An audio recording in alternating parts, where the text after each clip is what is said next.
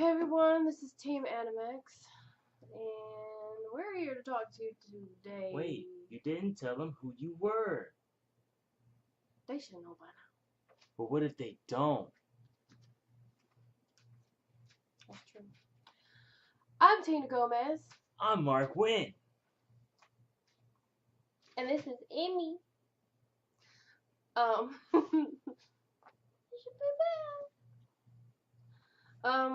And we're Team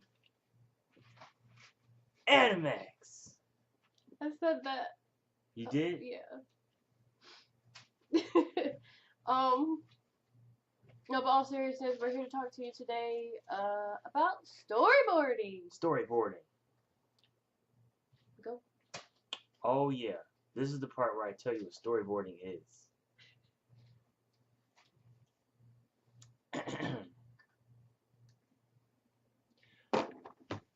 Okay, so storyboarding is...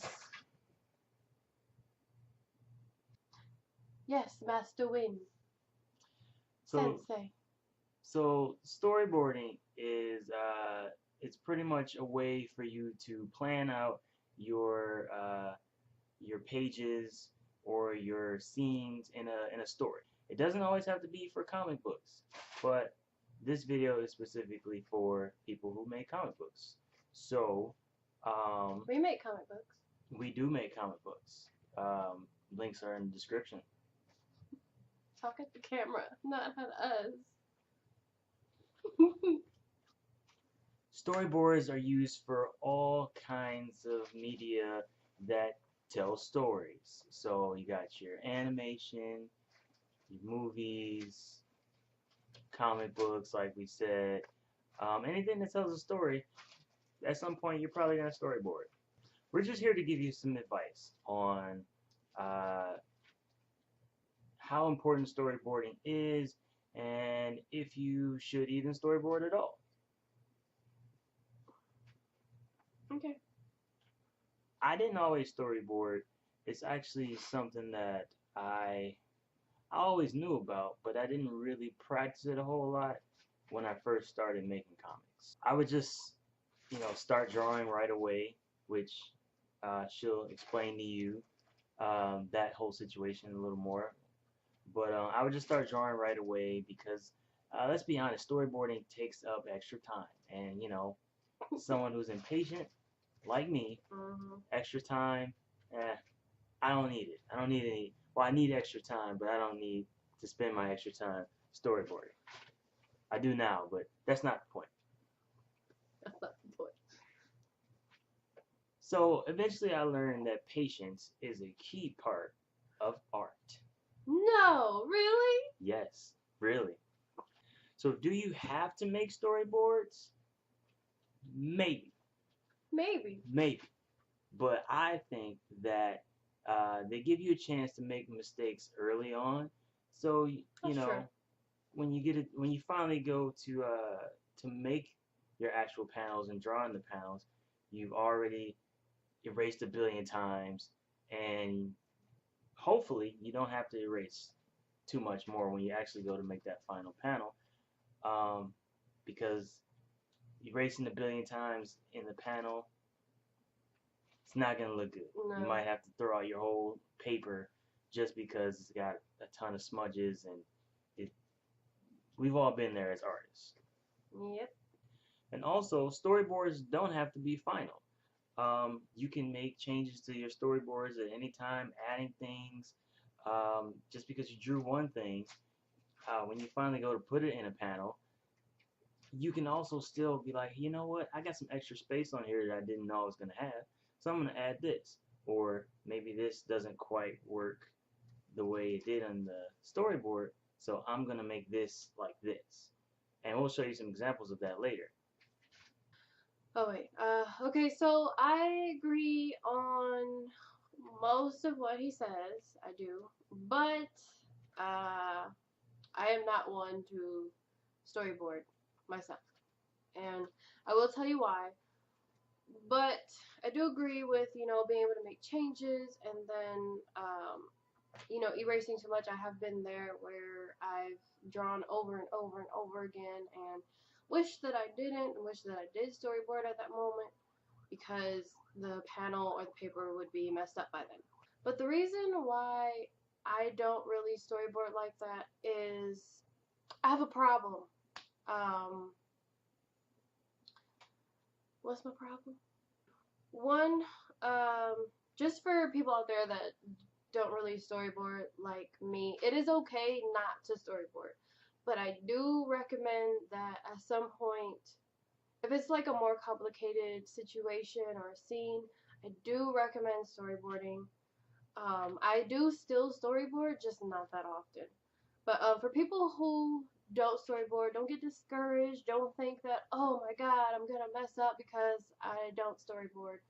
No, it's not the case. I've I've kind of learned that it's okay not to storyboard just as long as you know what you want to do. And I used to draw dark when I was I younger. still draw dark. But this is a tip for people that may not want to storyboard. I've learned how to draw lighter. Just use a lighter hand on the paper. Try to really think out what you want to do before you do it. That way you don't erase much.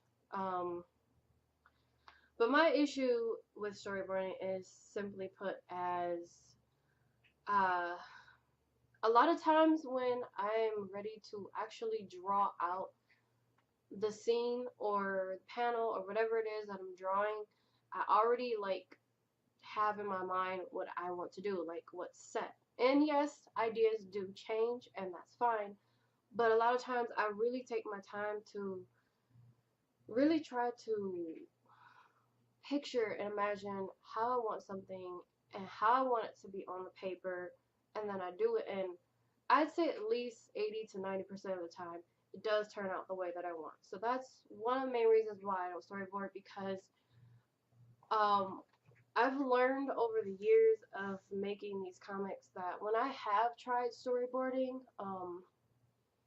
I would wind up drawing too much on the storyboard when it's just supposed to be a sketch of what you want to do. And then I would literally have to take that and then use this technique that I do. I use like a light table or something. I'm sure a lot of you have heard of that, where you actually take something that you drew and you pretty much trace it on another piece of paper. Trace your original art. Yeah. Not someone else's. Not someone else's. So I would take what I drew in the storyboard, because I drew too much, and I would have to do another extra process that I didn't plan on doing and draw it on the panel itself, which takes up more time, which sometimes is just not needed. So yeah. So everybody's different. Like, yeah. You know, I didn't always storyboard. Now I do storyboard a lot more. I don't storyboard everything though. Just like Tina said, sometimes you already know what you want to do. So sometimes, even on my storyboards, I'll just write out what I've already planned to draw instead of, drawing small, ideas of it. I'll just write, this is what's going to happen. Right. So we have some examples of some of our storyboards, how some things have changed from the storyboard to the actual panel. Yeah, I mean, it's not that big of a deal. You can storyboard on anything. Like we just storyboard on regular basic copy paper.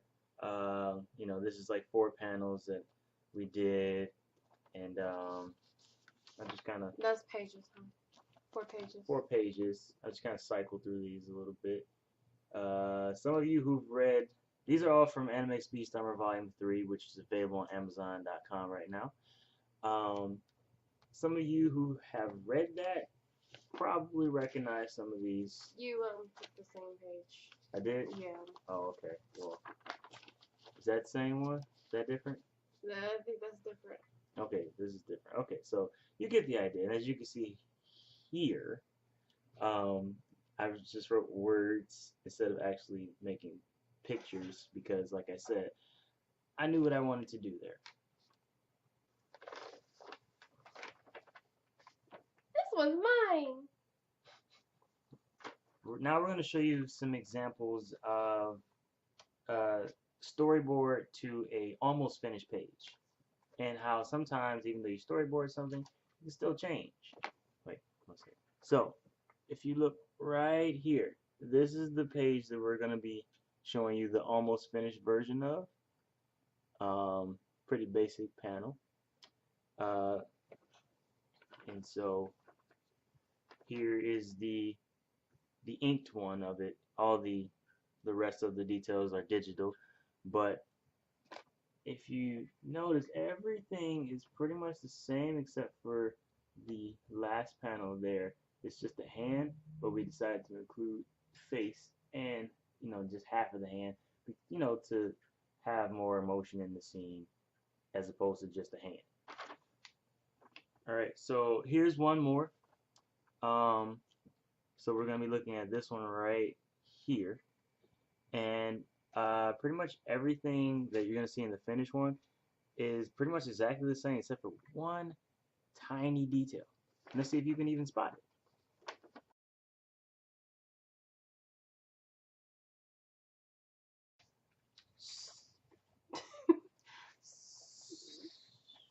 So, what I want to say to you guys who don't storyboard, because I feel like a lot of people probably do, and a lot of people will probably tell you that you need to storyboard, but don't always listen to them. If you're not one to storyboard, don't storyboard. Do it sometimes. Don't do it all the time. If that's not who you are, you feel like you're wasting your time, don't listen to them. But for people that do storyboard, I still kind of feel the same way. I say, do what's best for you. If you do storyboard, don't always feel like you have to storyboard everything, because you don't. You know, you really don't want to run into that situation where you storyboard something, and sometimes as artists you get into it and you put too much detail into it and you have to recopy it all over again. Doing that once or twice is okay, but having to do that tons and tons of time for, let's say, a book that's over 150 pages or more, you don't want to do that. Trust me. So at the end of the day, just mix it up and do what's best for you. yeah. Yeah, but that's all the advice we have for you guys about storyboarding. Let us know if you got any advice yourself that Yeah. you want to put down in the comments that Do we might you have left out. storyboard? Yeah, do you Do you storyboard? not Do you not? storyboard? Yeah, Let us know. Right, let us know. And don't forget, please hit the subscribe button before you leave if you haven't. And please like, comment, whatever you want to do. Just give us some love. Support the fellow independent artists out there, Yeah. Because we need you. We do need you. We need you. We'll see you in the next one, guys.